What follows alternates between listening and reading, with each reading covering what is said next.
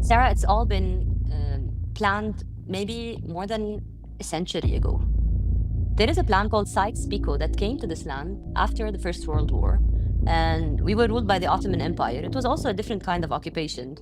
Some would argue that it was quote unquote fair, but it was an occupation. The Turks were ruling us, you know? They were ruling us as one entity. Syria, Lebanon, Palestine, Jordan, Iraq. Okay, so the first step of Sykes and Picot Treaty, the French and the Brits, what resulted in Iraq, Syria, Palestine, Jordan, Lebanon, and these smaller entities. Right. The plan all along, the whole lie that is Israel, because there's no Israeli people. These are people that have been brought from all around the world. Some of them are American, some of them are Russian, some of them are European. And then they come based on religion and confiscate the land where we were born and our ancestors were born. So this is not for religion. This is just the cover. It's only about colonizing these lands and taking this area, this very rich center of the world area, melting pot of cultures area where everything is better.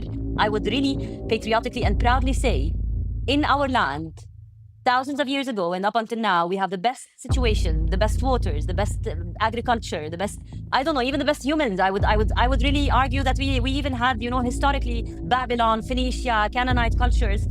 We had medicine, we had science, we had the first world NASA kind of science back then. So this land has been colonized, and this was the plan to colonize this land. So today they're just doing the level 2 of the colonization. Maybe they would even cut it into smaller entities and make it into religious smaller states. And this would basically legalize the presence of a religious state in Palestine. They would turn us, instead of being Lebanese and Syrians and Iraqis and Palestinians, they would turn us into Sunnis and Shias and Druze and Maronites and Orthodox and then this would be their way. This is what they're trying to implement. This is how they are approaching the Syrians.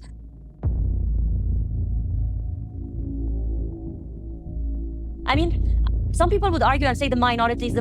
Who are you to identify people based on their religion? Where are we? Are we in the mid ages? In the Stone Ages? Who would say, do you say this in America? Do you go around and you say the Jews and the Christians and the Muslims of America and each one of them should have a state for themselves? Why? Because you have an actual governance and you have an actual country. Why do you want us to identify with our religions? Why don't you want to see us as states and land? Because you want us to be pawns in your colonizing project.